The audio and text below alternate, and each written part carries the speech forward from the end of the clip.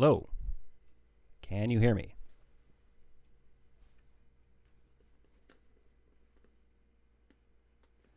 What kind of turd dislikes a live stream before it even starts?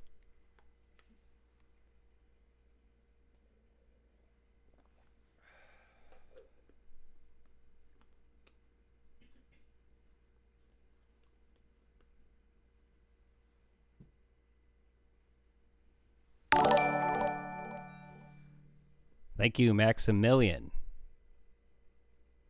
Dank videos, man. I was having a bit of technical difficulties, per usual.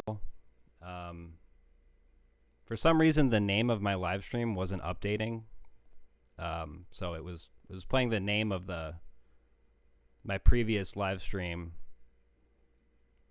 which is arbitrarily confusing to people. So I apologize. YouTube can be a pretty frustrating platform sometimes. I'll just say that.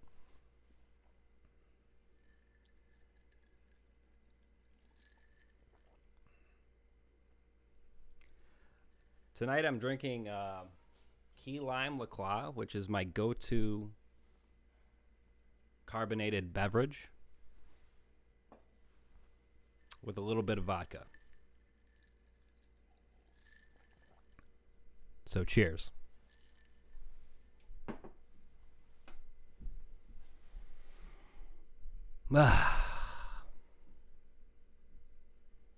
How's everybody doing?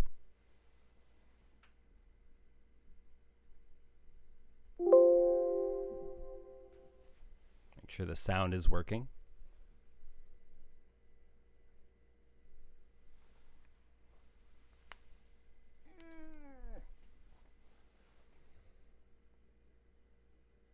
It is not an investigation without vodka.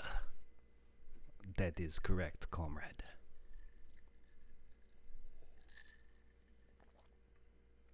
Tito's vodka, to be specific. So, if I could get a Tito's vodka sponsorship, that would be great. Hello, and welcome to Nightmare Masterclass. My name is David Stockdale. I'll be your host on this excursion into the dark unknown. In this special live installment, we will be taking a look at some of the older Petscop videos. And I'm just doing this in preparation for my next investigation, the next installment of my investigation series. Because I really haven't watched the videos in a while, like at least like half a year. So sometimes it's good to take a look with fresh eyes and see if there's anything you missed, see if there's anything you can connect to the current videos. What? Sorry, my neighbors upstairs have seem to be wearing clogs, and I think they're just dropping random metal things on the floor. So I don't know what's going on.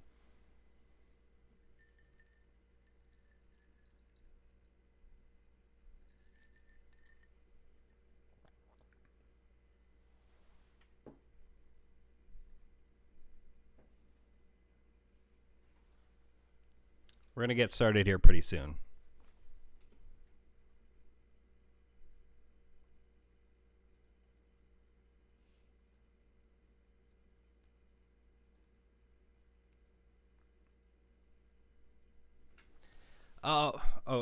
One quick thing I want to note prior to moving forward is the last time I did a live stream about Petscop, some people seem to be under the impression that I was doing the live stream in lieu of doing another actual video on the topic. I can assure you that's not the case. I would consider these live streams to be supplemental So it's really just kind of for fun. So I actually am, in fact, working on the next video. I think, optimistically speaking, it will be out maybe by the end of December. Like I said, that's optimistic. So it could very well be towards the beginning of next year, 2019.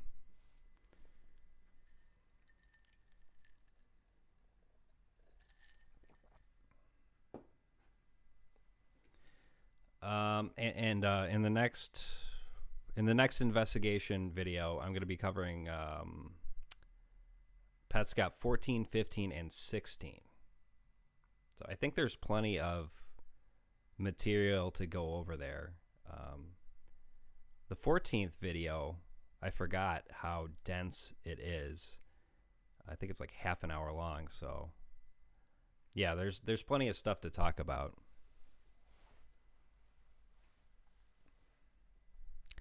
So y'all excited?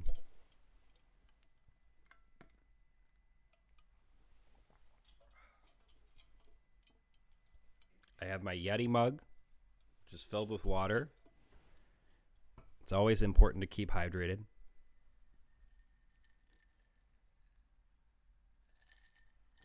For every one of these guys, you should drink one of these guys. It's a little Nightmare Masterclass drinking tip.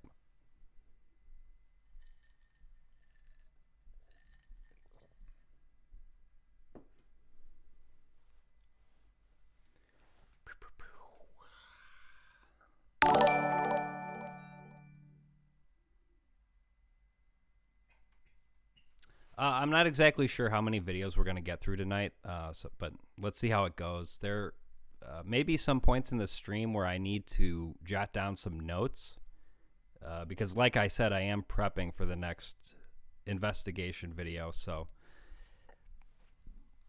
if that is the case, bear with me, please. And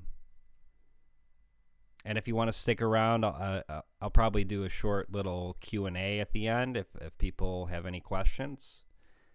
All right, so without further ado, let's get going.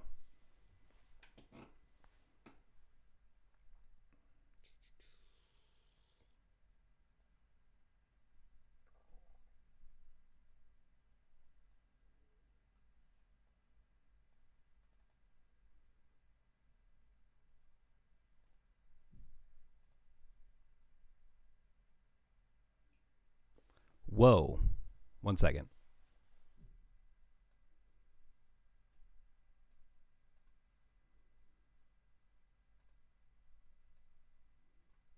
There we go.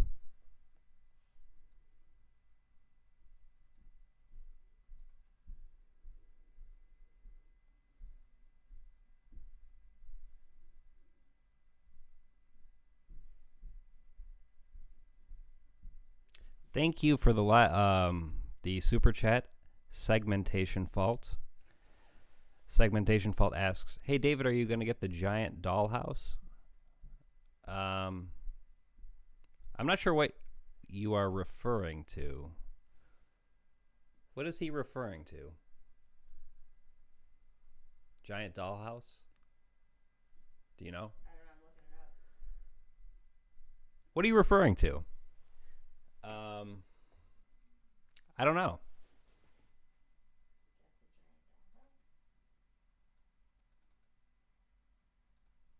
Are you talking about the beginning of Hereditary? Oh yeah. I don't know what they're talking about. Oh, someone says it's an SCP story. Someone link me to it.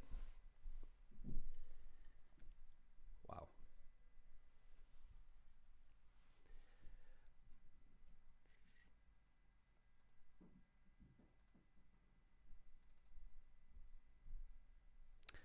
All right. Enough bullshit. Let's go.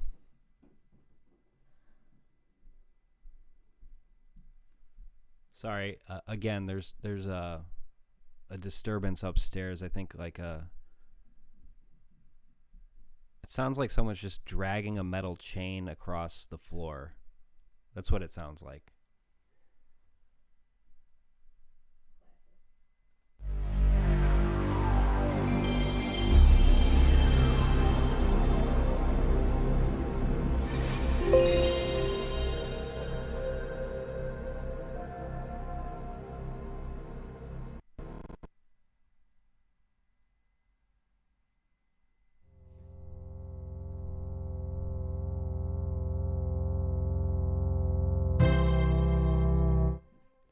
Garalina. We have talked about the significance of this, right? The symbolism here of the hook, the fish hook, which definitely calls attention to itself here, because you have white space as opposed to black space, which is in the background.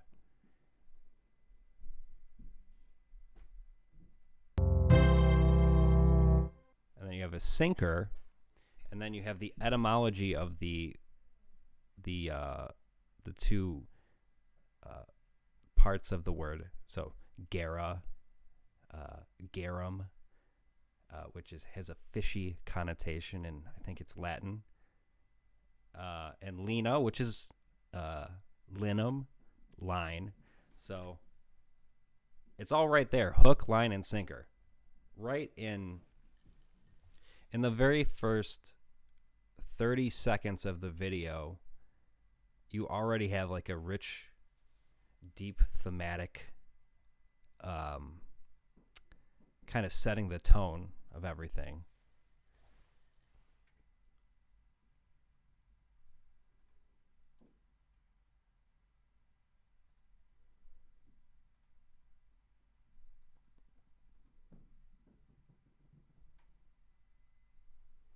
My fucking neighbors are assholes. In case you didn't know. You guys probably can't hear it, so I sound unreasonable, but they literally just stomp around. No carpets. It sounds like they're wearing boots. It sounds like they're wearing like steel-toed boots with metal chains wrapped around them.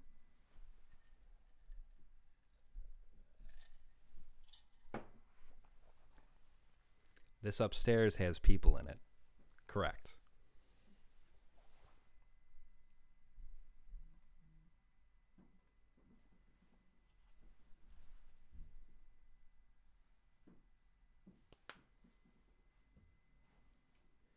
Let's proceed. I won't just reiterate things I've already talked about. All right, so but this that's is one I just wanted to to note. prove to you that I'm not lying about this game that I found. I just wanted to prove to you that I'm not lying about this game that I found. Are the first lines we hear. And so I remember that very easily because the way I interpret that is it's like a signal to anyone who is at least somewhat familiar with horror as a genre or creepypastas. It's like a signal to them that, or like a red flag, like rather, like something is already amiss. We're setting up like a genre conceit here that everyone is going to be familiar with. So I think that's interesting just in terms of the formal quality of Petscop, that you already have sort of a genre, something that is like a trope of creepypastas right there in the first 40 seconds of it. Yeah.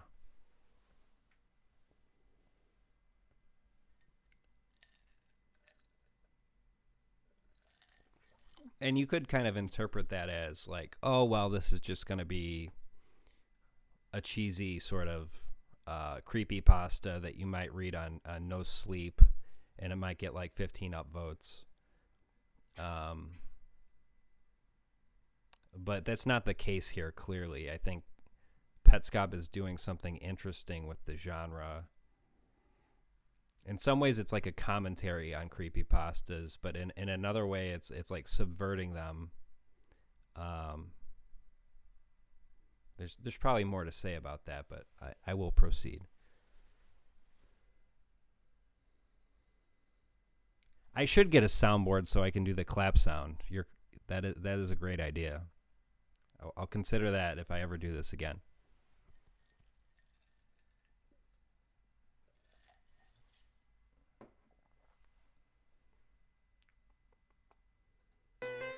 I'm just gonna walk you through everything that I've seen so far. Oh yeah, okay. And also the fluttering go back button. I can't tell you. Okay, so I don't know if this is something. It's probably hard to relate to if you're not a YouTuber or someone who is in like in a field where they're putting out content for the public, but like anytime you say something that can be possibly disagreeable or controversial in some way, you end up hearing about it for the rest of your life, pretty much. So I made the first Petscop video in like I don't know when did I make it? I don't even remember. It came out towards the, let me see.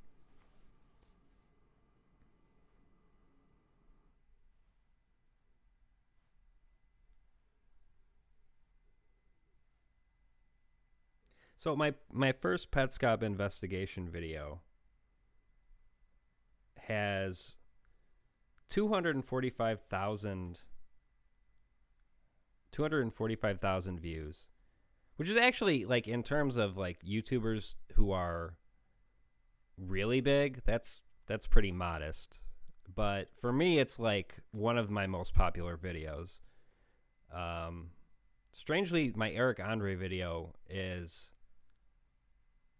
my most popular video, which is inexplicable to me. I have no idea why that one is popular. But that one has a little over 300,000 views. My Petscop video, my very first one, kind of, you know,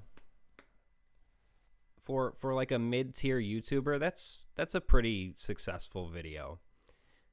Right? So, but the problem is that being a YouTuber in any respect, even at like the mid-tier, being moderately successful is like a recipe for insanity. So like, for instance, I took note of a few things in this video, like the sort of fluttering, that are so, it sounds petty for me to point it out, but when you get a comment, the same comment like 150 times, it starts to wear down on you. And for this, I got a few comments sort of along the lines that you're discussing the like sort of technical aspect of video games and compression, and they were saying, oh, it's just an artifact. It's just an artifact. Like, what the fuck are you talking about? It's just an artifact of the compression or whatever. And so you know, even now, like I don't, like, over a year later, I still get comments to that effect. And sometimes I'll just be like on the train going to work, and I'll get a comment like that, and I'll just be like, and I just like break a little bit inside. So I probably shouldn't be telling you that, but that is the perspective of a YouTuber. God forbid I make a serious mistake, then I never hear the end of it. But that's something that's sort of like, here's my response to the people who say, oh, this is just an artifact. This is just like a technical problem with the compression or whatever. You know, they tend to sort of explain it away as an artifact, right? And they offer like a technical explanation. But and I'm not saying the way that I interpret the fluttering, which you can observe in other parts of the video as well. I'm not saying that I interpret that the way I interpret that is the only way you can interpret it. But I do think this tendency to explain away things that are, to me, like very ominous details, to explain those away with technical explanations is kind of a pitfall in terms of analyzing what is essentially like a work of art. I think it's part of an epidemic of what I would call hyper literalism. I think there is an epidemic of people who view things in a very hyper literal way. Even when they're discussing a film or a movie, a film or like a web series, something that's clearly meant to be interpreted in more on a more subtextual basis, something that has more abstract themes, and they look at the surface level, the technical aspects of it. And I'm not saying like the technical aspects of a work are something that you shouldn't discuss. I'm not saying that.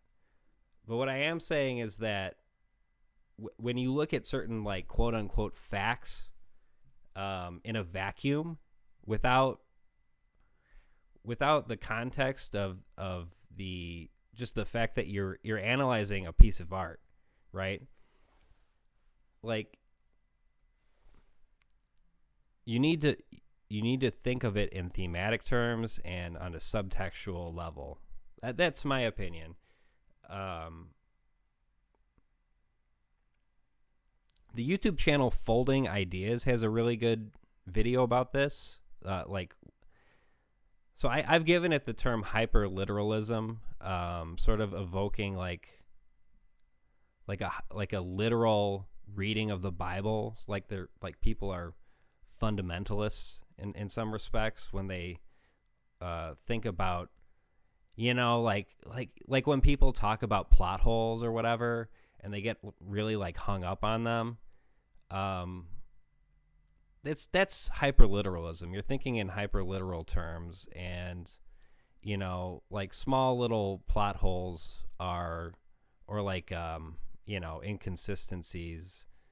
If they take you out of if they take you out of a film, if they take you out of the experience of enjoying it, that's something that's worth noting, in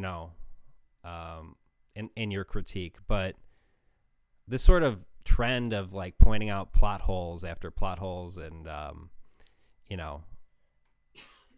it's hyperliteralism. But yeah, no, Folding Ideas has a really good video that kind of touches on what I'm talking about a little bit. It's his breakdown of the film Annihilation, which if you haven't seen Annihilation, you should check it out. It's a really awesome and creepy, just really unsettling film. Deeply unsettling.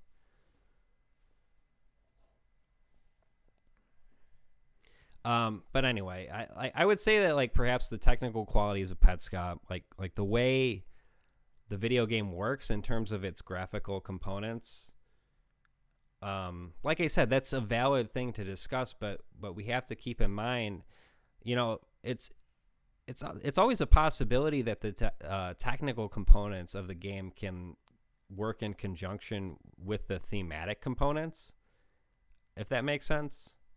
So just because the fluttering could be an artifact doesn't mean also that it's like not it's not like a red flag telling, this is how I would interpret the fluttering of the go back button. I would interpret it as a warning to the protagonist, Paul, to go back, to stop playing this game because no good is going to come of it. That's how I would interpret it. And so you have fluttering with the go back button, but no other button in the menu is fluttering. That to me is an indication that the work is calling attention to this aspect of it, or to this detail. it's sort of like a subliminal warning, right? So that's my axe to grind for today. We're less than 45 seconds in. Sorry. Okay. And obviously it'll be exactly as I described it, because this is it.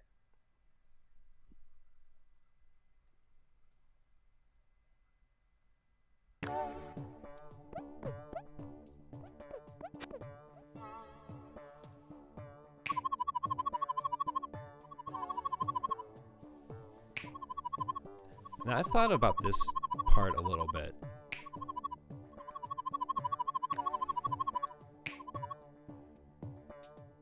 You have the fluttering again over the numbers.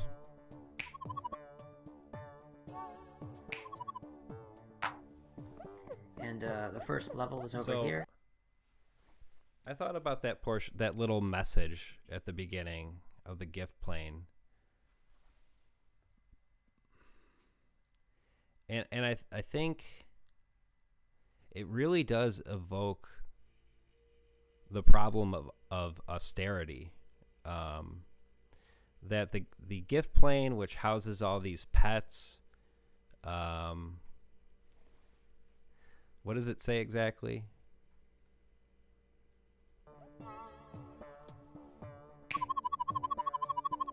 So the gift plane is closed. All the personnel have left. They provided homes to over 100 young pets. 48 remain here. So it is evocative of the problem of austerity, which, if you don't know what that term means, it's basically when the government, like when social welfare programs are defunded. And so all of those programs that were providing some kind of social service to people, that were meeting some need that, you know, the government had previously determined was, you know, present, a social need for people, like, you know, food stamps, for instance, something like that. When these programs are defunded, you have austerity. That's what is called austerity. Austerity is when, at the most basic level, is just when the government cuts spending, in order to kind of try to balance the budget, right? Anyway, that's something. I don't know. I just randomly thought of that a while back, and I don't think I've mentioned it in any of my investigation series, but I think it's worth noting. I have not read any David Harvey, but I watched his entire lecture series on Marx's Capital, and I think that is a probably the most solid entry point into Capital as you're going to get, in terms of, I mean, that's a really dense book. So I really like it. It is a huge lift to ask people to read it. I have not even read it in its entirety. But David Harvey's lecture series on Capital, it's all on YouTube. And I mean, you could just watch the whole thing. So it's a pretty good resource. And I have read a bit of Harvey's, what is it? A History of Neoliberalism. I read a bit of that in preparation for my Ozark and Neoliberalism video. So check that out if it sounds interesting.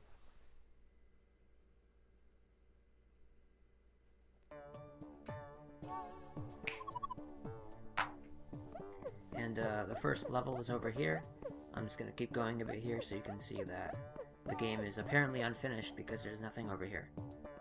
Yeah, and it's interesting also that you have the gift plane, used to house all these quote unquote young pets, which is just it's creepy even saying that, right?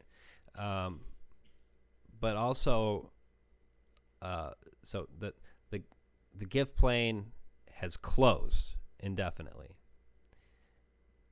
and also the game is very obviously unfinished. So these two things seem to be like thematically correlated, or at the very least, you know, in the just in the stream of what Paul is saying, they occur subsequent to one another, right? He reads the sign about the gift plane, and then he sees that the game is unfinished. So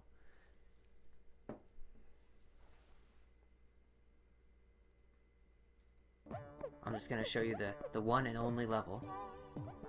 This actually is not the interesting part, but I'm just going to show you, I'm going to walk you through all this so you can see that this is exactly what I described.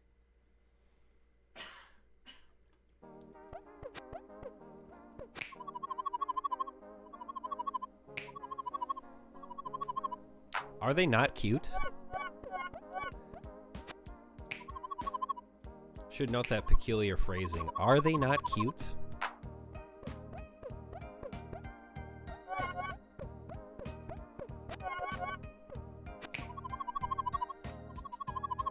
Find somebody that you like, right? It says, find somebody that you like.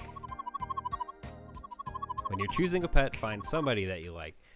And then in a later video, it says, find one that you like.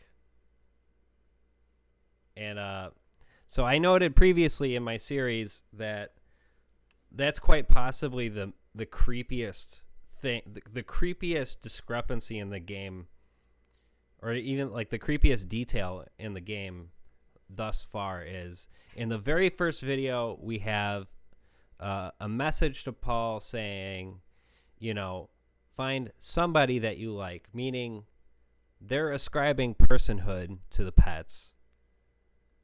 You know, because you wouldn't go to a kennel, or you wouldn't go, you know, to if you're looking for a dog or something. You wouldn't hear the like the people operating the store say, find somebody that you like. You know, you would look at them and be like, you know, that's a weird thing to say. You know, this person thinks animals are people, right?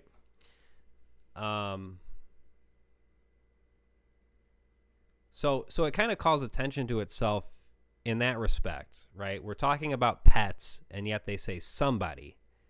So they're ascribing personhood to the pets. But in a later video, I don't remember which video. I think it might be like 7 or 8. In a later video, they say, find one that you like, which is exactly what you would hear somebody say at a pet store. Oh, find a puppy that you like, or whatever. Find one that you like. And you wouldn't be taken aback by that phrasing.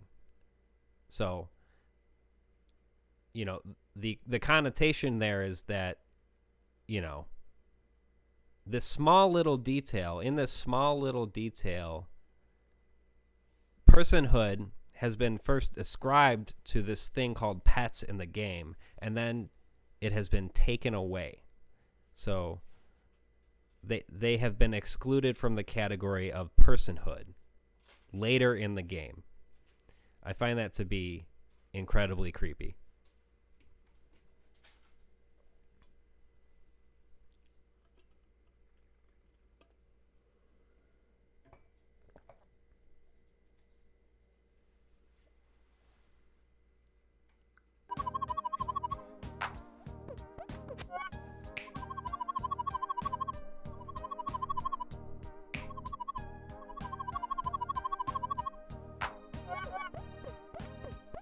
So, the first pet is in this room.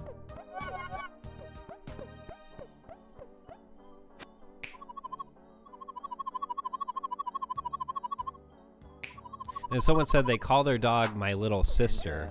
first thing you gotta do here is which is actually a pretty normal thing. Like, my mom used to joke around that my that Pearl, my dog, a West Highland Terrier, who has since passed away.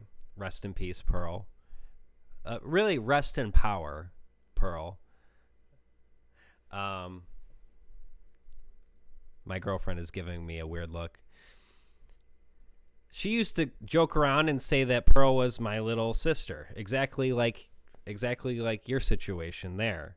But of course, the reason that's funny is because, you're ascribing personhood to a dog who, in societal terms, is not considered that way, right? So that's why it's kind of humorous. Not that I loved Pearl, and I think all dogs go to heaven, just like the movie, and I do care about animal rights. I'm just talking about, from a societal perspective, this is not something that's commonly done. We don't commonly ascribe personhood to animals other than humans.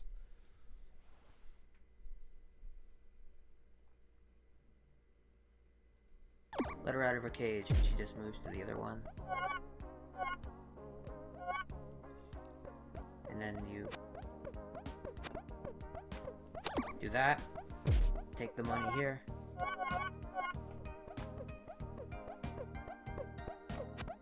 And then actually you go over here and she just does that. But if you do this, if you lock yourself in here, then you just Amber will just run over there. So once you're in here, actually you can find a little place here to walk to. There are obvious parallels to draw between this game and Pokemon, right? Which they would have come out around the same time.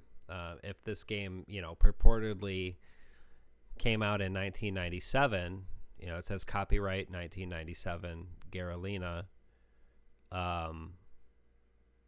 You have a similar game for Game Boy in which you go around catching what are called pocket monsters, Pokemon. And so it's like there's a parallel there. I'm not sure what to make of it, but I have heard people discuss Pokemon in sort of in terms of like, hey, if Pokemon was real life, that would be pretty fucked up, right? They would be. It's essentially like, making dogs fight one another. I've heard people, say that occasionally, and it is pretty messed up when you think about it. So I don't know if there's a parallel there. The other side. So that's that. Thank you, Nightmare And Files, so there's another for the super chat. $1.99. Here, I can't catch this Excellent, sir. one. I've tried. Hashtag I'm cheap. This is always You're what not happens. cheap. I can buy So a I don't know coffee what's with up with that. that one. That is very generous. So, actually, I should show you the pause menu. So, here you can see all the pets that you've, collected, that you've caught. What is pretty This is always what happens. So, I don't know what's up with disturbing about Amber's description is that they say she's a little on the heavier side. collected. And this makes her life more difficult as well as yours. Which is really unsettling. And pretty upsetting, like if you extrapolate, what some have theorized is that, the gift plane is like a metaphor that represents or signifies in some way adoption or the adoption process. So, if you read it that way, the subtext here is that, Amber's a little heavier, and that makes her life more difficult as well as yours.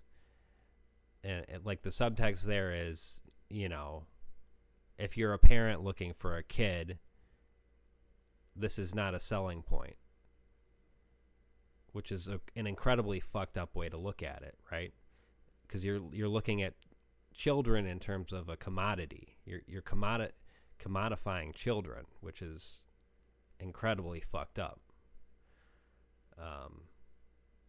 Yeah, just one of the many ominous things that are going on with the subtext of Petscop that it's so easy to miss if you're just watching this in one sitting. You could watch this whole thing in one sitting and you would miss so much about like what's going on. Yeah.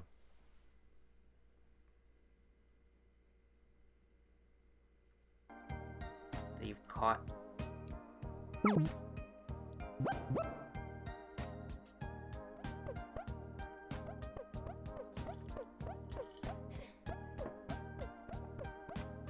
Alright, so the second one here is sort of a music one.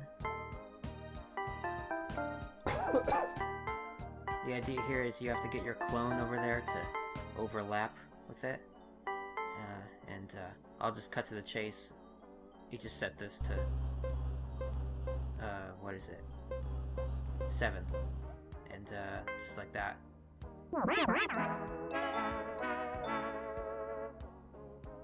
I don't totally get that one. That's that.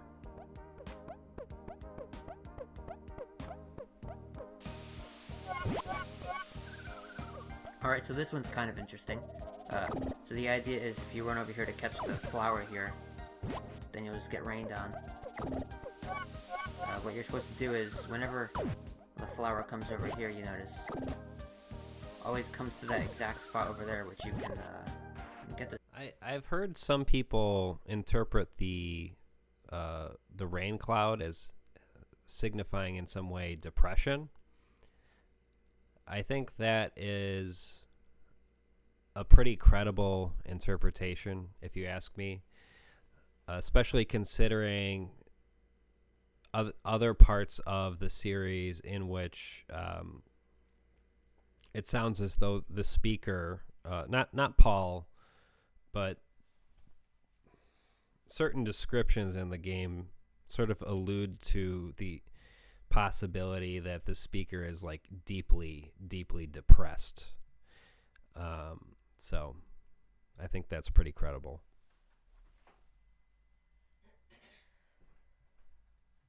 bucket to that exact spot. That's the spot? Yeah. And then that happens, and you can just catch them both that way.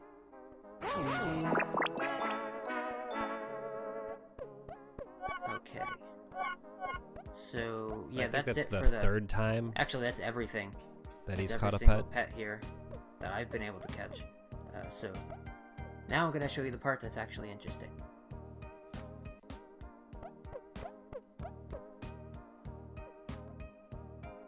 Alright, so I still can't catch this guy.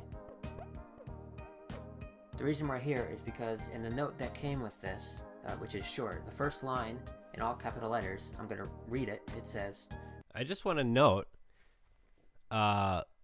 we have an annotation here, right? And YouTube has recently announced that they're getting rid of annotations, which is kind of a dick move on YouTube's part, especially the way that they announced it. If I recall correctly, YouTube basically said, oh yeah, people weren't really feeling the annotation, so we're just getting rid of them. So, you know, to any creators out there or anybody who's made videos in the past, if you may have like painstakingly annotated something, I guess fuck you, you know? Yeah, it's a pretty shitty move on their part, I would say. But this is the problem, the fundamental problem with capitalism.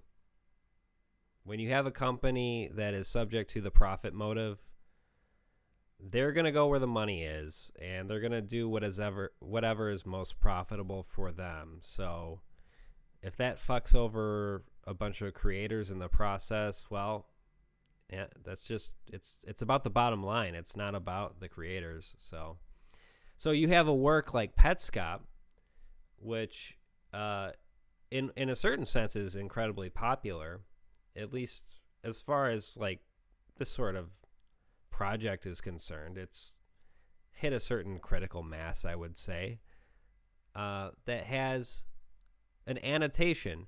I think the series only has one annotation in the entire series. So, but I would consider this to be a part of the work, right? It obviously is. So the annotation is just the note that Paul found with the game. So, it's this sort of things that aren't taken into consideration when a company like YouTube decides to get rid of an entire piece of functionality on their platform.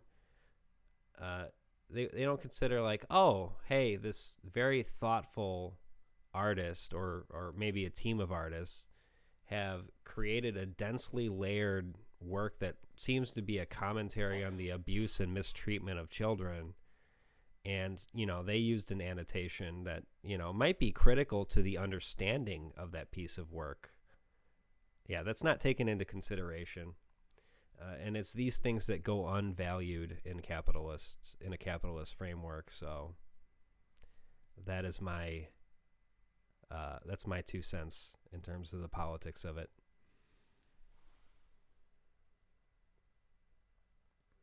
I walked downstairs, and when I got to the bottom, instead of proceeding, I turned the right and became a shadow monster man. Below that, a date, June 13th, 1997. For you, : please go to my website on the sticker, and also go to Ronith's room, and press start, and press down, down, down, down, down, right, start. So I happen to know that this is Ronith's room because it works. So I go here.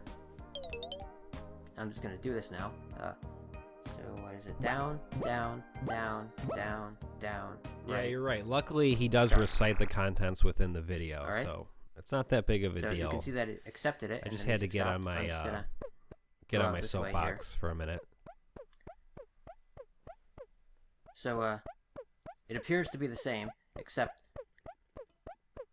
when I actually leave here, it'll be a little bit different.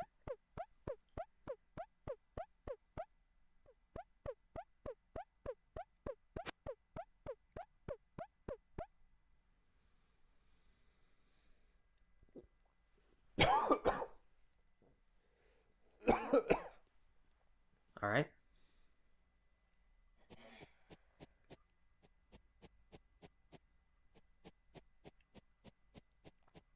So there's nothing out here, as far as I've seen.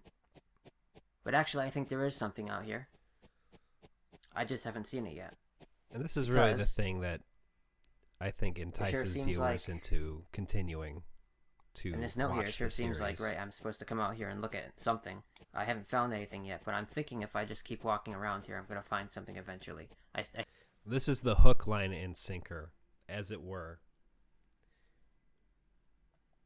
When Paul enters this darkened field that is entirely distinct from any other part of the game that we've seen thus far, I think this is what all these little creepy little details that I've noted. Be so easy to miss all that upon a first viewing, but this is what kind of hooks you into it.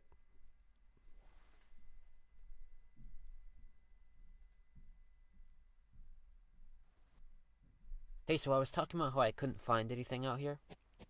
Well, I just found this. And, last time I came out here, I was walking around in this space here for over an hour. And this time I find this in less than 15 minutes. So, this is just luck that I happen to find this. And, I think if I were to restart my console right now, I would not be able to find this again. Probably, because I don't remember what I did. You know, all the directions that I went. So I'm kind of scared to, I want to keep the console on until I figure this out. The situation is that I cannot open this door. And another thing about this part is, I think we're starting to see some of Paul's obsessive tendencies start to, he starts exhibiting these sort of obsessive tendencies, like, I want to keep the console on, I want to stay in this part of the game, I don't want to lose my place because I don't remember how I got here, I want to remember, where I want to remember my place here. And we have to ask ourselves at various points throughout the series, why does Paul continue to play? And your answer could vary depending on what part of the series you're in, the chronology you're working in. I think at various points his obsessive tendencies are what drives him to continue playing. And I think towards the latter portion of the series that we're more currently in now, I don't think that's the case anymore. I think he's being coerced into playing. That is just my interpretation of what's going on. But in this first video here, we do see Paul exhibit some rather as though he's quite fixated on this very mysterious game, and it's understandable why he would be. But there are a lot of people who would say, "Oh, that's weird," and they would just never play again. And that is not in Paul's character.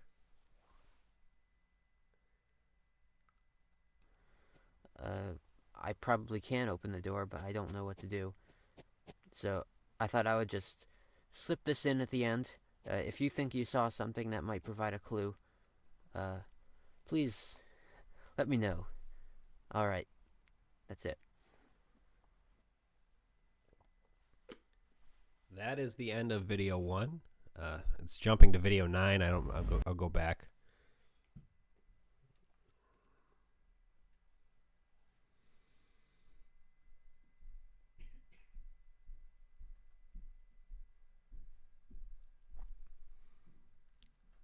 Could also note that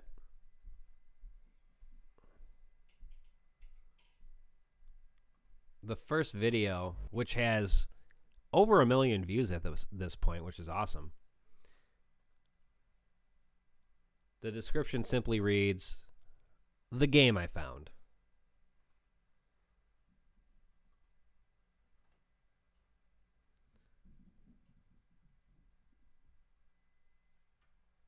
Someone asks, I don't understand how he found the game, but he realizes it has to do with him and his family. Yeah. I sort of assume that he found the game in his family's house somewhere, maybe in the basement or in an attic somewhere, along with a note. That's kind of the assumption I'm operating under. So it would make sense to think, oh, this is somebody's old game. It makes sense to assume that if you find, I have siblings, I've found, some of their old toys, of some of their older, Nintendo games and whatnot. So it would make sense to think along those lines, but that's not a given. We don't really know. This is kind of the information we have to work with.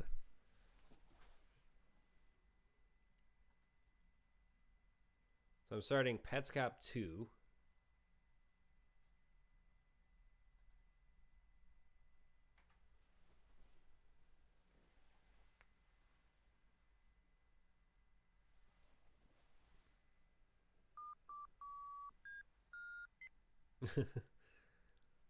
So this is more evidence of Paul's obsessive qualities, is that he literally just left the game on and he was just sitting there. And so there's no telling how long he was sitting there. I mean, you know, he could go off and do other things in his life and leave the game on, but the fact that he is so conscientious about it is pretty telling component of his character, I would say. Hey, so, the door opened on its own. I was just in the other room for a couple of minutes, and I came back and the door was open, and I checked the recording, because I was recording, and the door just opens on its own. I didn't do anything. So, I'll take it, right? So I'm gonna show you what's in here now. I haven't seen it yet, so, this could be interesting.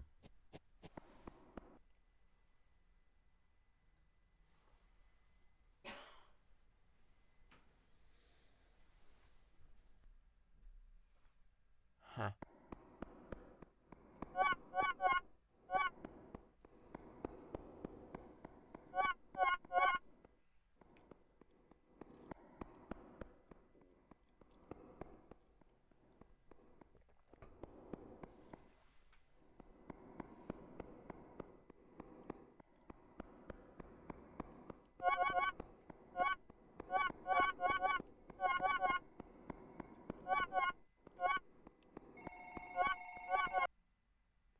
So I've mentioned before that really the function of the pieces, as they're called in the game, serve as a kind of conditioning. Like they condition Paul to continue playing in the game and continue progressing. And that is a very, when you think about it in those terms, it is it's almost as though he's being manipulated by the game.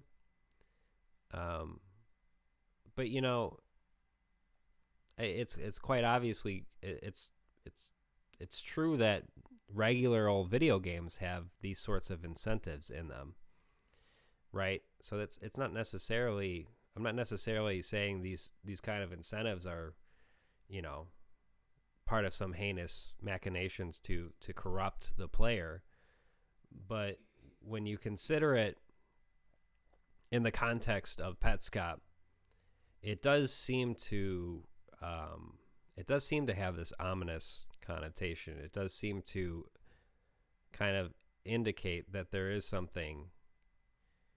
kind of machination going on, and it's unclear whether it's I would say it's probably not taking a supernatural route at this point, although, you know, I could be entirely wrong about that. But to me, you know, it could just very well be, you know, the programmers' machinations and the game designers' machinations. It doesn't necessarily, you know, have to be like a haunted game per se.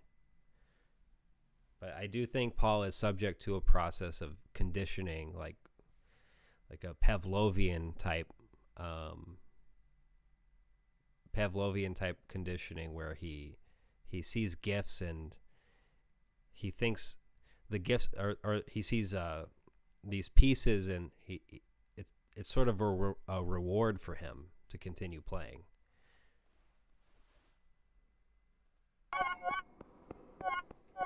Phone.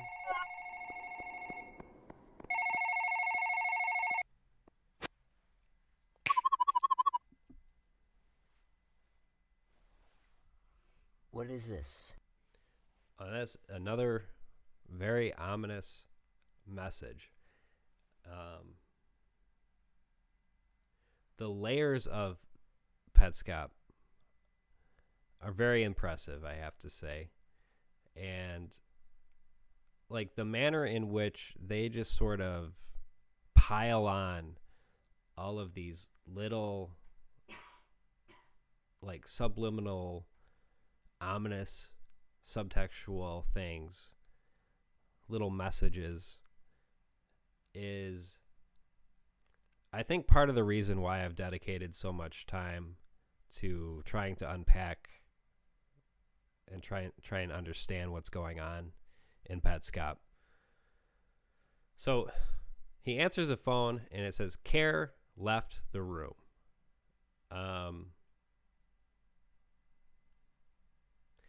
Based on things that I've sort of speculated about in my interpretation and certain textual evidence later on in the series, I would interpret that. I would interpret this in a number of ways, or like a number of levels, as it were. So we have a character referred to as Care in the series, but I would also say that this might be a sort of commentary about the nature of empathy. And so when Paul enters this room, it's kind of an indication that he's entering a realm where empathy is not a factor. Human empathy does not come into consideration. Other people's experiences do not get factored into the equation anymore. That's my take.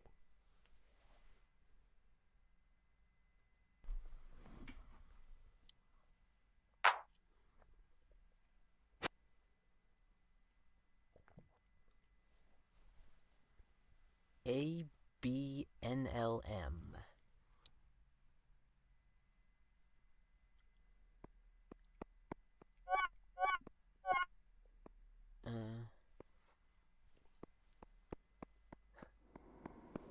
Okay.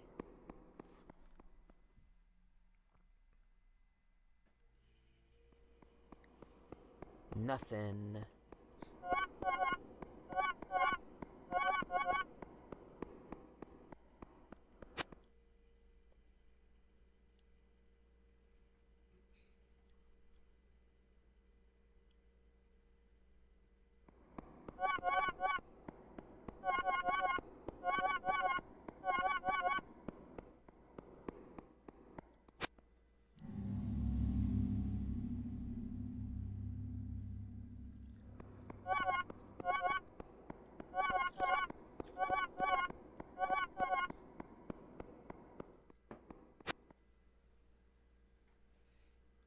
So you get the school, the windmill, and the house. This just keeps going.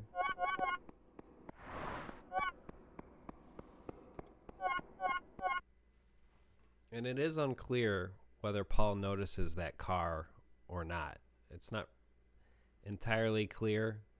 It seems to me that that's something you might note if you observed it, because there are no other objects that move that quickly in the game that we've seen so far.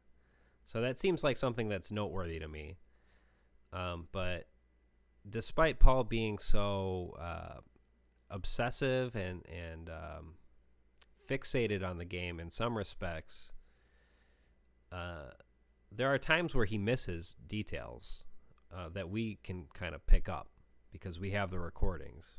So I think that's kind of a good way to look at it, is, we're trying to observe things that Paul has missed and connect those in terms of the overall game and try to figure out what's going on.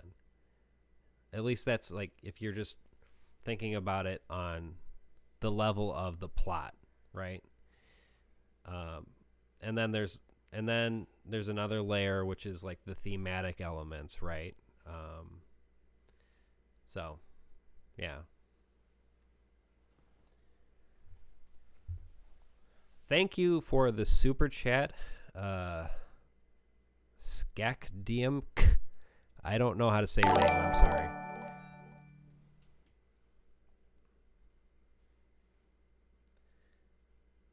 And there are a number of other thematic motifs that occur throughout the game as well. Obviously, I've pointed out a few of them in my series. You know, part of the reason I wanted to go through it again is to see if there are any other thematic motifs that I've missed, or if perhaps I am contextualizing these motifs.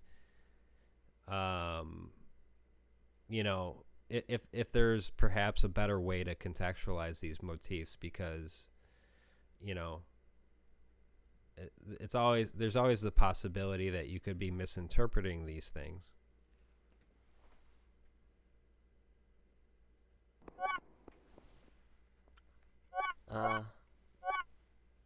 Yeah.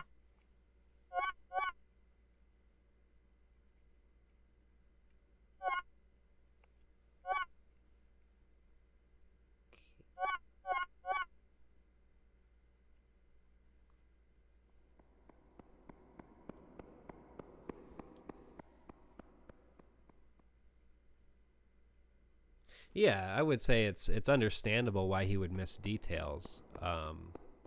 Someone said it's not unfeasible for him to miss stuff that would be otherwise obvious in the recording. Yeah, certainly. It's understandable why he misses those details. I'm not saying that's like a fault of his. But I do think it is somewhat telling that he is fixated on the game in Sorry some for not respects. talking very much. He's somewhat fixated on the game in some respects, and then he misses some very, I would say, very conspicuous details in other respects. So, and I think at this part he even admits he's somewhat bewildered right now because he is just kind of in awe of what is happening. A little bewildered, if you want to know the truth. Yes, bewildered, right. This is a little more than I was expecting to see.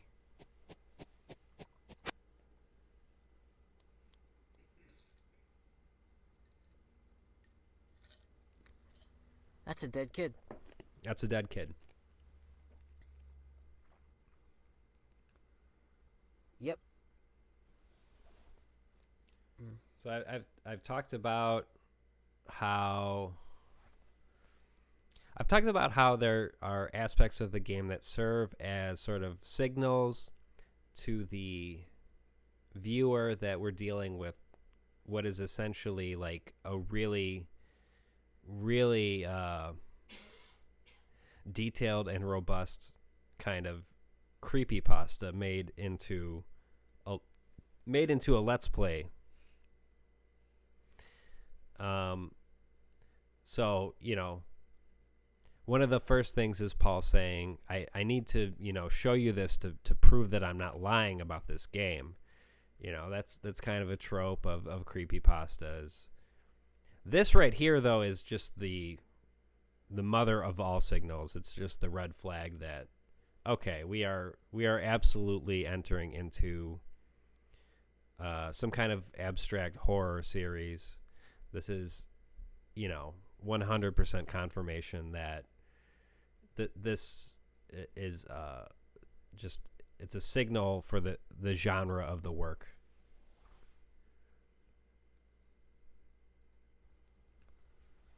Yep. Yep. Okay.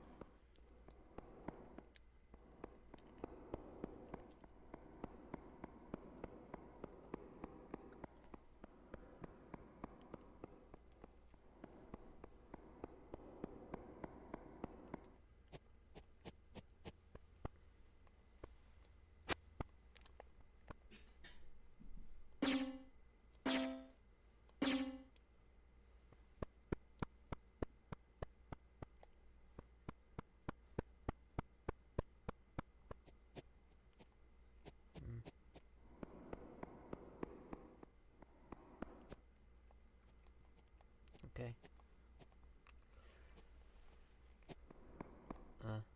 Wait. I don't know. So when I first came down here, I thought I was just gonna see, like, one room. Like something, but not this. Can I go in here? I can. It's really easy to kind of forget just how many details there are in this series. It's really pretty amazing. So kudos to the creators or a creator. I don't know if it's just one person or a team of people worked on this, but they created like a framework for an entire video game, basically, in order to complete this project. So, I mean, that is dedication right there. Oh. You have to admire that. What?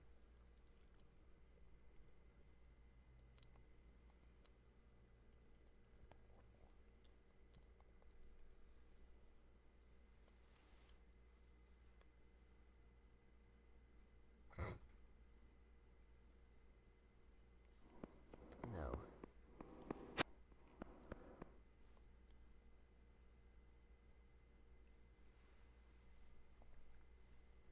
Okay.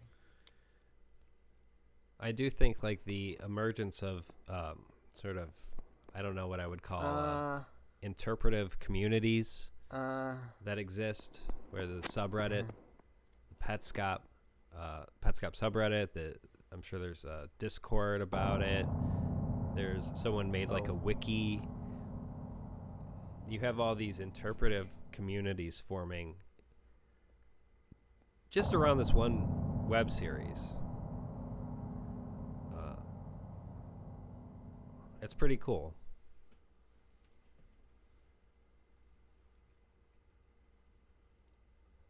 Alright, so it's been like 2 minutes, and when those sounds were playing, there was nothing happening as far as I could tell, and nothing has happened since. So I'm just gonna keep going. There's already been stuff that So the game implores I him could dig a little deeper into. keep watching the windmill. So I have, taken note of Paul's obsessive tendencies beginning to exhibit themselves, and it seems as though the game is kind of egging him on, kind of imploring him to, keep watching the windmill, and, as we know later, he does watch the windmill for quite some time, and he leaves his console on, and he goes through all these elaborate measures to get a glimpse of this windmill doing something weird. And the game is really encouraging him to do that. So, And I'm gonna do that, and keep you updated. But also, when you come home next month, and hopefully you're feeling a little more enthusiastic about that now, we can investigate this together. And maybe you'll find stuff that I can't find here. so who is Paul talking to right now? That's something that I'm not entirely clear on. But he says they're supposed to be coming home. Oh.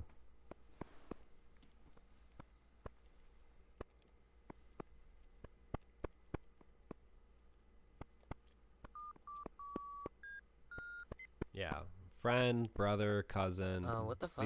These are all possible. Wait a second.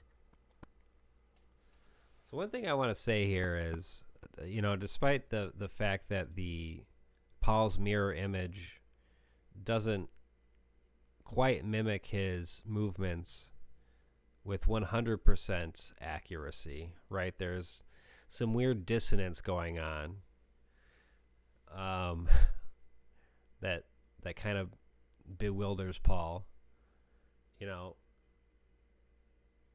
there's this abstract concept that I think is set up here in Quitter's Room, and I guess it's a motif that repeats throughout the game.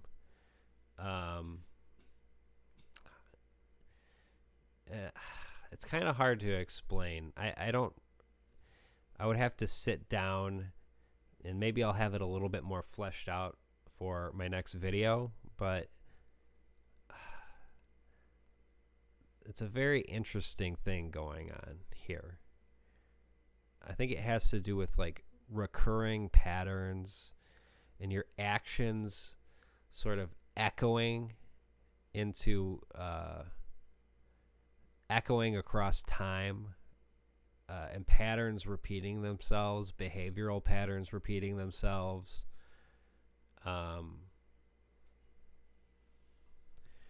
It's a refractory sort of repeating of patterns is what I would say is the motif being exhibited here.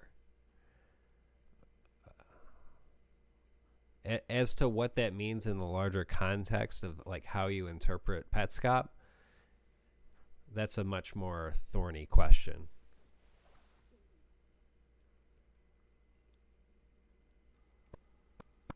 What was that just now? Can I get that to happen again? Wait.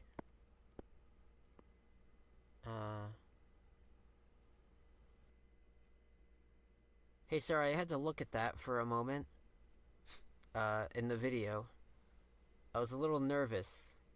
The tones, I think this is the same tones, that you might have heard in the beginning. I'm gonna put in the beginning the part where the door opened. And also the way the guy... Another thing I want to note here. Okay, Paul just said, you know, he wants to call attention to the tones that were played, and he says, I'm going to put it in the beginning. So we know that Paul is the one editing this video. What we don't know is that he is the one editing future videos. We don't know that for sure. And I would even speculate that it's not him. Because you have some indication that he's no longer in control of the, or you know, that someone else is in control of the YouTube channel, and he's really just submitting footage to them to do with, you know, as they please. And there's even something in the channel description that says Paul had issues with this arrangement, right? Which, you know, like I've said, it's understandable why he would have issues with that, because he doesn't have any sort of authorial control over his own footage. You know, they could just sort of edit it however they want, and they can make it look like whatever they want to look like. So, you know, it's understandable why he would be kind of pissed off by that. But we can at least discern that in this video, Paul is the one editing the footage, and when Paul is editing, when Paul is doing the editing, it's for brevity's sake. It's for the sake of convenience for the viewer, and it's to make things clear to the viewer what's happening. Paul's very minor editing touches. That is the effect of them. He's really just trying to edit things down and make it clear as to what's going on. But we'll have to take a look at the editing patterns of future videos to see if that stays consistent. I don't think it does. On the other side was moving for a moment. I'm gonna ask for your comment later on that. So I was looking around here. So this is backwards. It says, do you remember being born? And this just says quitter's room. So interestingly, I'm on the reverse side here. Yeah, okay, so moving on.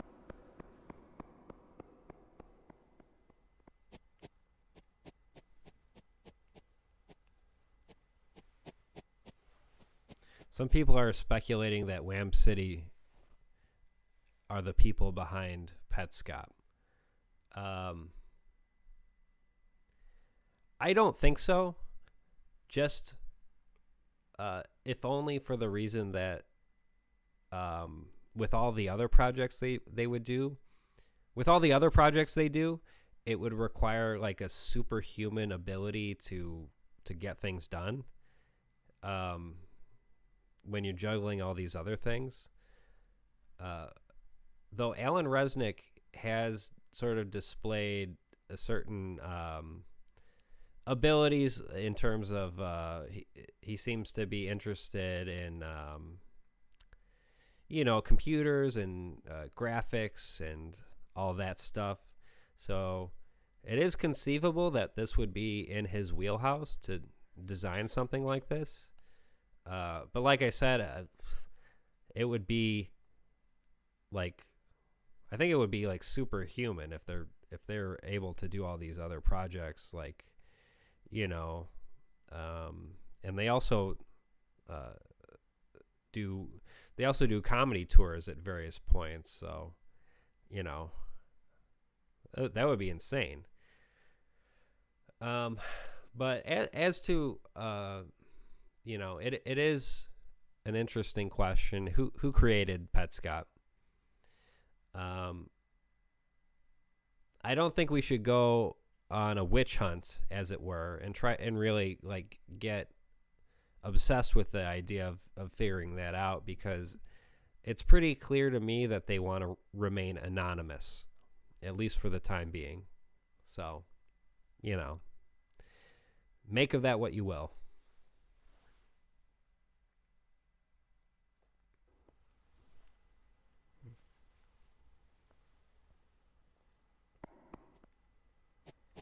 And I'm back up here again. This again.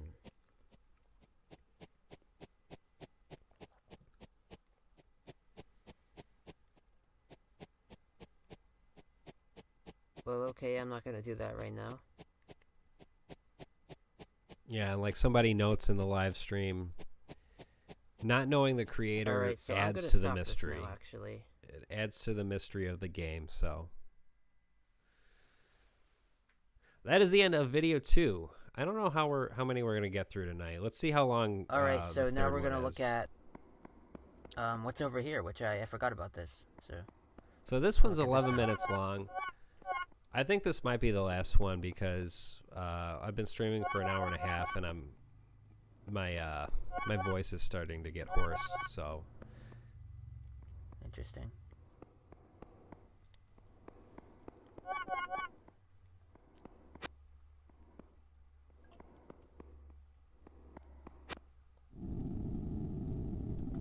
good grief and alas. What's that? Talk about some words that like set the tone for what is to come. Good grief and alas. I think I have to put something there.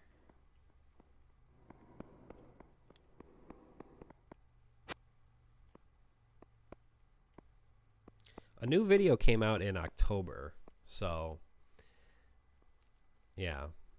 14, 15, and 16 are the ones I have not analyzed yet in my investigation series. So What?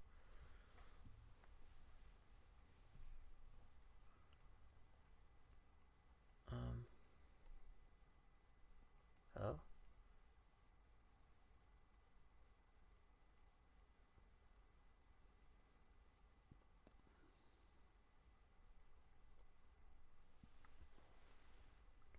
Okay.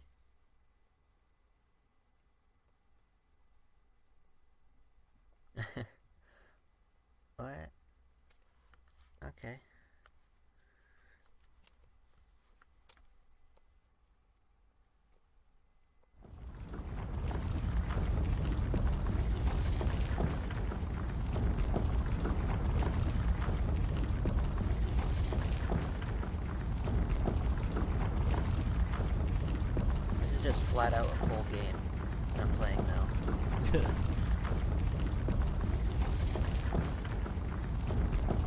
if you didn't hear that, Paul notes that What am I supposed to do? he says this is just a flat out, this is a full game that I'm playing now. So he's slowly beginning to realize that this is just, I don't think I was supposed to do that. there's a lot here that to Yeah. uncover that he needs to get into. Yeah, I reset it.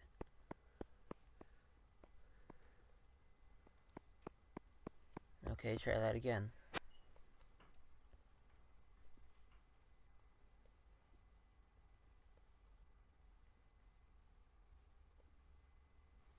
Someone asked me, what are my thoughts on Marvin getting Paul's name wrong? So in a later video,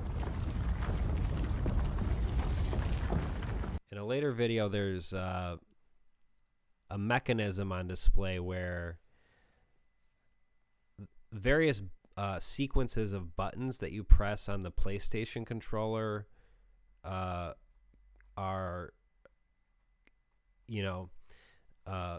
basically analogous to syllables in the English language, so that you can kind of communicate.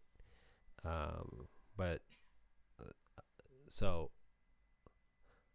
a lot of Nubs is asking what I make of Marvin getting Paul's name wrong. So he calls Paul with two L's instead of like how you would normally spell Paul as like Paul. I'll tell you what, I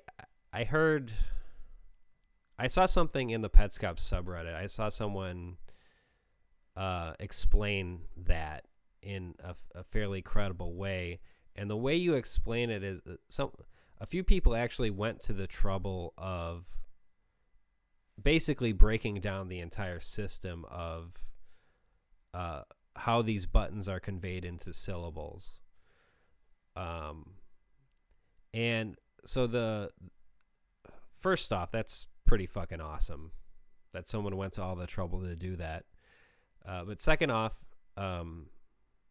so the speculation is that the formation Paul, like the all, is not something that was actually possible with the system in place. So you get this weird sort of idiosyncratic spelling of Paul, the name Paul with two L's, Pall.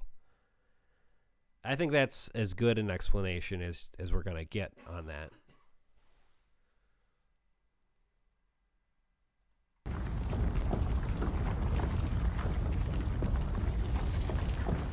So do I just wait?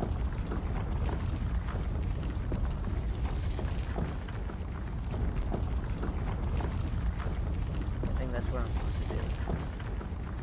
Someone notes that a pall Or I have to put is a something in there. cloth draped over a coffin.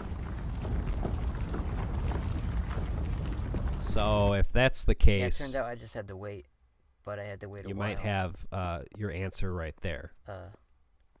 So this is cleared out, I guess. So what's in here? Thank you, King Paku, for that observation.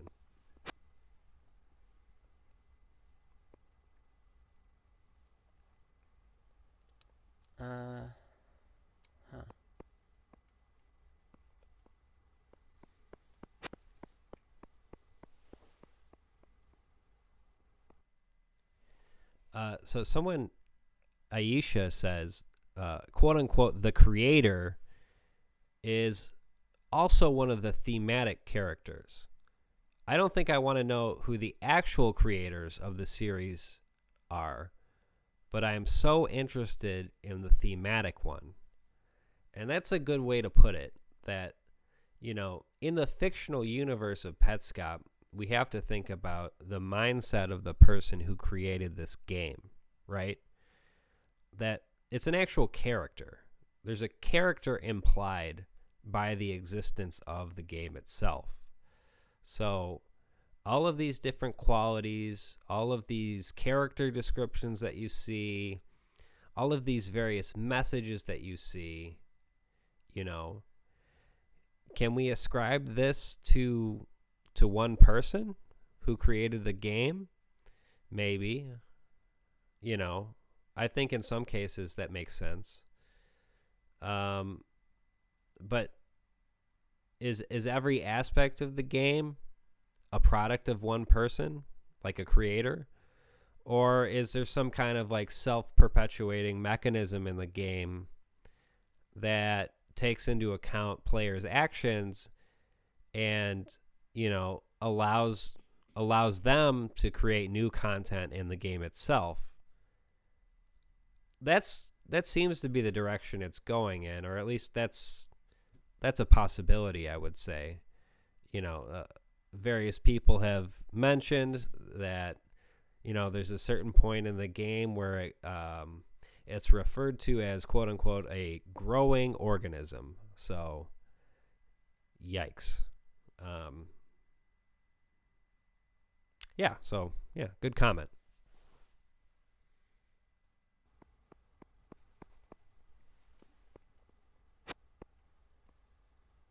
Okay.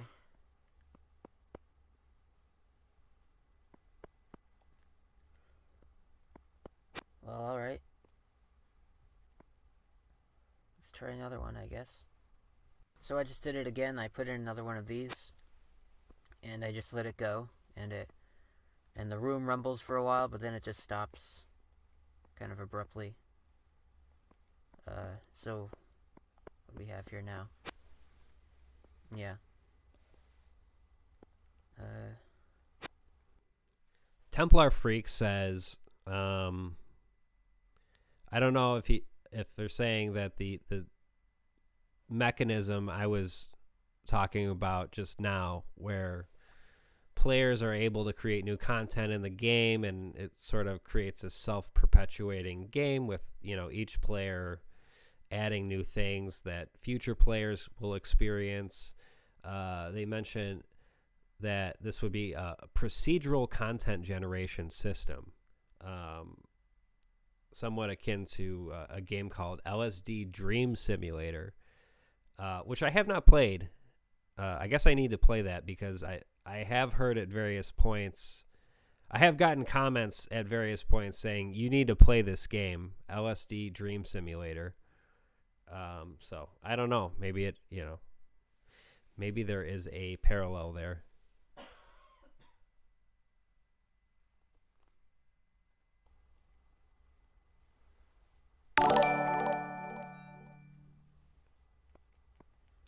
Yeah, so it seems like I put in one of these faces and it gives me a room with I guess that's a kid sitting on the bed. I have played Yume Nikki.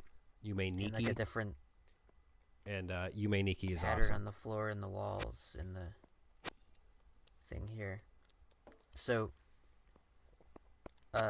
it seems like there are many combinations of these faces. So if I were to guess, these rooms are, because there's not much variation between these rooms, they're probably generated in some way. So I'll try a few more. Every time I put in one of these, I have to wait for like 10 minutes. So I'm not going to try too many of them. Yeah. Here's another one. You see Paul's edits here. Paul's edits are very clearly for brevity's sake. So he doesn't want the viewer to be sitting there with him for 10 minutes as he waits for a new room to generate. And here's another. Which is pretty considerate. Thank you, Paul.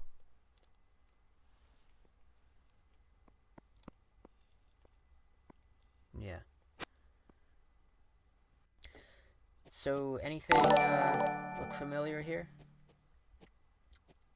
Yeah. Yeah, so probably we're supposed to try these out, put in these faces, and see what we get. So, start with this one.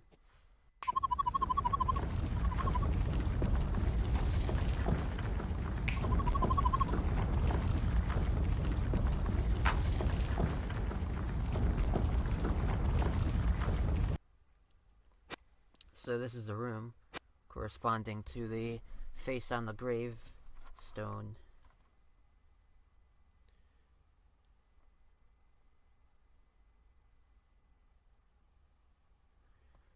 Not sure what that is on the right.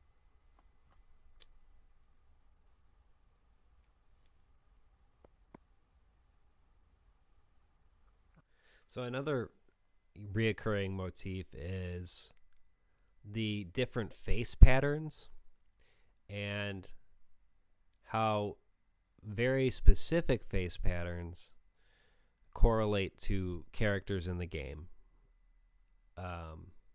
So that's one motif that's worth noting. I've previously speculated that, for instance, the removal of eyebrows is symbolically important in some way, because it's alluded to later in the series.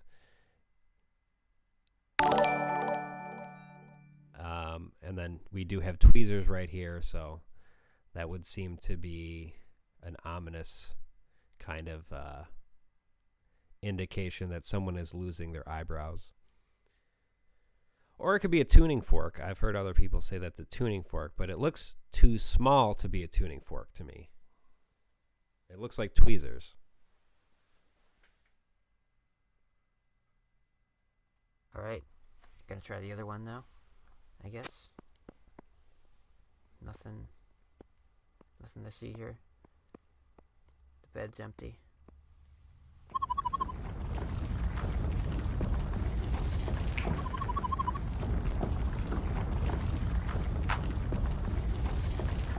So first it says Care left the room, and then it says Care is missing.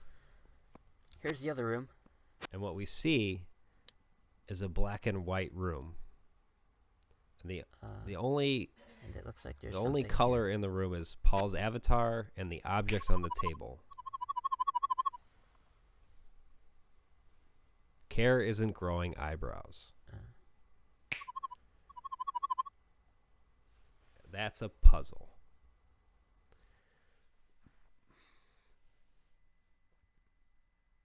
So when it's mentioned that the wife says Care isn't growing eyebrows, that is important in the respect insofar as it's clear that the wife does not suspect any foul play. She thinks it is just sort of a strange anomaly that this child is not growing eyebrows. She doesn't consider the possibility that someone could be removing her eyebrows for some reason, for some like weird, heinous, abusive reason. And the message we get on the screen is that your response is, that's a puzzle. So we have a person who is playing along with their wife, or at least, that's one reading of it, that this person is playing along saying that's a puzzle. And we consider the fact that there are so many, of what you would consider to be puzzles in Petscop, that puzzles are actually like a recurring sort of, like a thematic motif, like so many other things. And you have this ominous connection now with the word puzzle. So just from a formalistic standpoint, you have to say, okay, now we might need to think about all of these other puzzles in the game as sort of imbued with this ominous connotation, right? Yeah.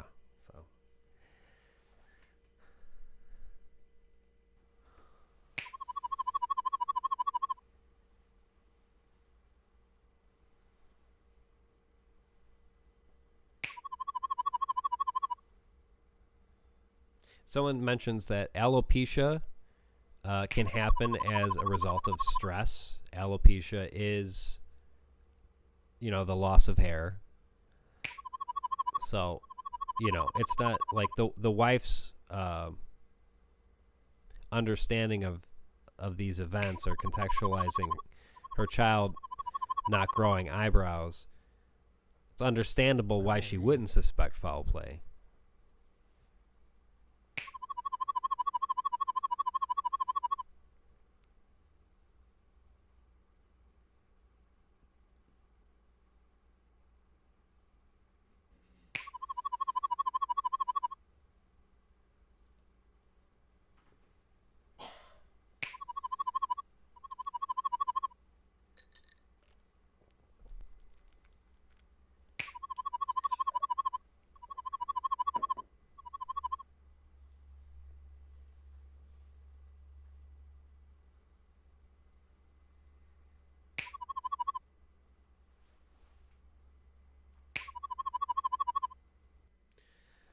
So, I guess the last thing I really just want to note is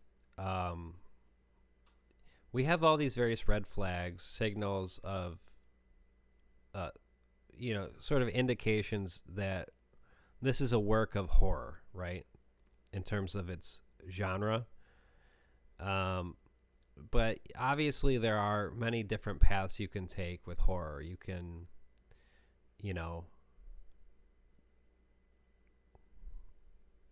well, this is weird. My lights are flickering.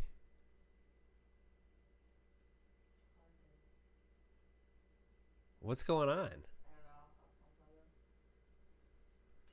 So we have these string lights that are wrapped around the ceiling of my apartment, and they're just flickering now.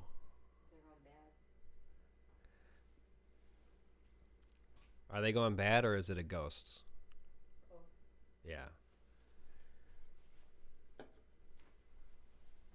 What was I saying? I don't even remember. So you have all these signals to the audience of like what the genre of Petscop is going to be. But there are different paths you can take with horror. You could have a really cheesy sort of creepypasta. You have slashers. You have, really campy things in the realm of horror. And then you have this other path, which is the path that is more like art house, and I think it's pretty obvious that Petscop is going in that direction. There's no sort of obvious jump scare moments. There's no, what you might consider to be gratuitous violence in the game or in the series. It's all of the horror occurs on like what's implied on the subtext, on a subtextual level. So this really is like the scope of Petscop is fairly ambitious. I will say that. And I think it's proven as a piece of art, it is successful in the response it's getting, in the sort of interest it's generating, in the conversations that occur as a result of this piece of art existing. I really think that's what it's all about.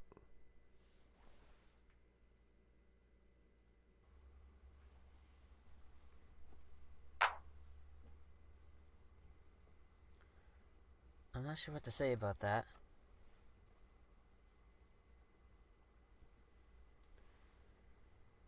But I'm wondering now. Because remember the note that came with this game? It said, "For you." It was "For you." And this note is referring to the player. It's saying you.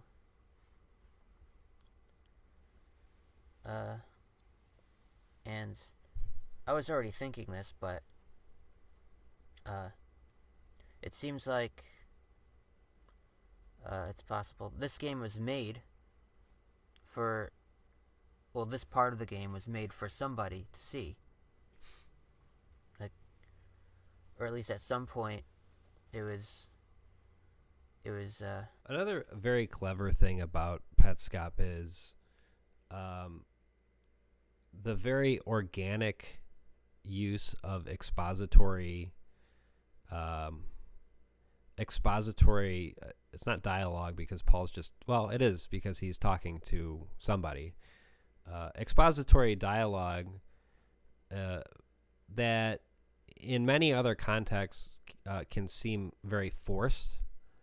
In a lot of movies you have expository dialogue and it feels sort of condescending towards the audience, and you feel like, they're just basically explaining the entire plot of the movie, and you hear this anytime you take a creative writing course.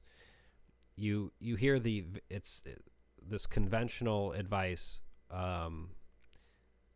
with whatever you're writing, whether it's in terms of fiction, you want to show, don't tell, right? And that's just like standard advice that you might give a new writer who's trying to, maybe write short stories or whatever. And I do find that is generally good advice when it's possible. And when that advice is sort of ignored, you see the product is like a really cheesy part of a movie where they're just, they might as well just look at the camera and be like, here's what's going on. We know you're too stupid to exactly get it. So we need, our convoluted plot, we need to explain it to you. That's, a poor demonstration of expository dialogue. But in the case of Petscop, there are certain conceits of the game that are really pretty hard to get. The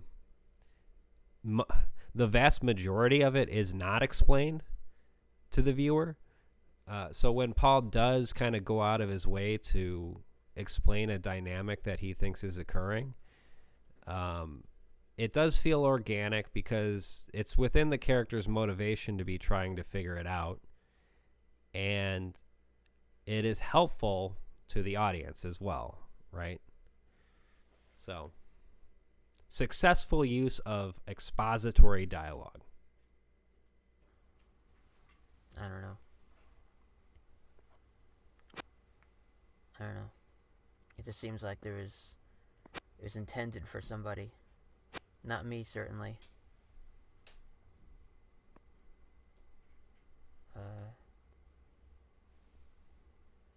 Okay. We're still not done, because we still have whatever's over here.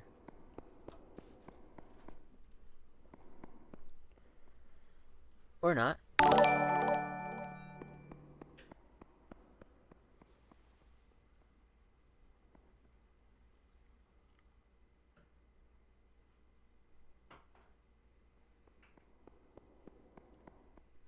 Okay. So, Nothing. okay, I'll just end this here then.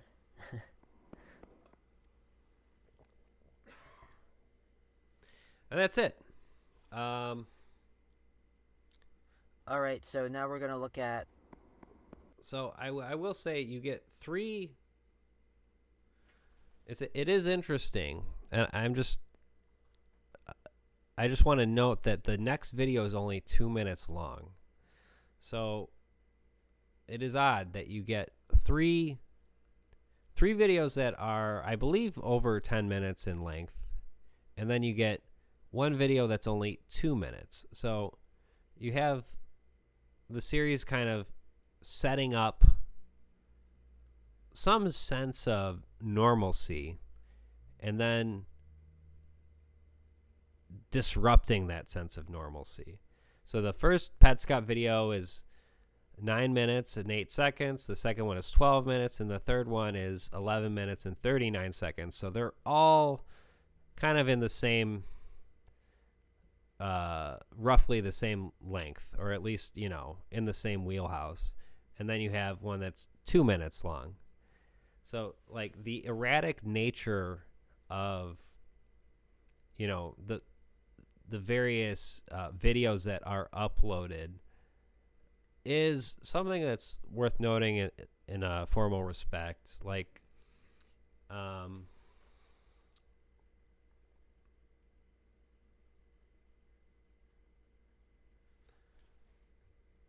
it just sets up like an erratic, disjointed sort of pattern.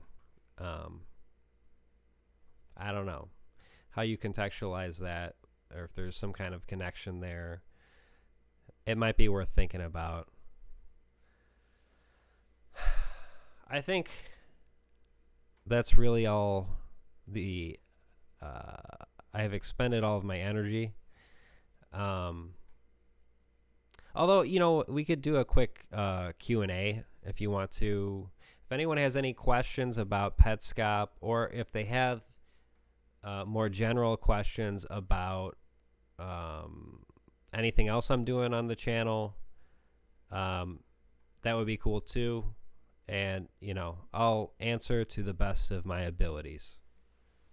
So, proceed with the questions if you would like.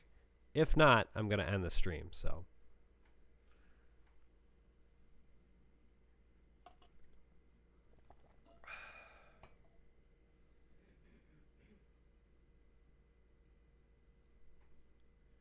Someone says, when are you going to make a theory about the new videos? So I stated earlier in the stream, optimistically speaking, I might have a video by the end of the month. We'll see how it goes. Someone's Steven. Thank you, Steven. Steve Ren 081126 is giving me $5 for the giant dollhouse. Thank you very much.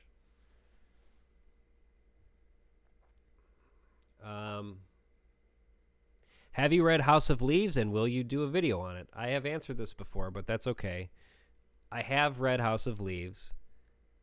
Doing a video on it would be a massive undertaking that I'm not sure I am up for. I actually have mixed feelings about House of Leaves. I like aspects of that book, and I find other aspects to be, I don't know, self-indulgent and kind of tedious. So that's my opinion. Maybe I need to give it another read. It's been a long time since I read it, so my opinion could have changed since then.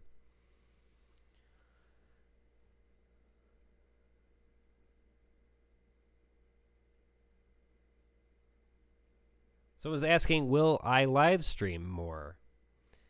I'm open to it. It seems as though this live stream was pretty successful, and I didn't totally bungle it in terms of the technical aspect of it. So, yeah, I think I probably will do them sporadically. I'm hesitant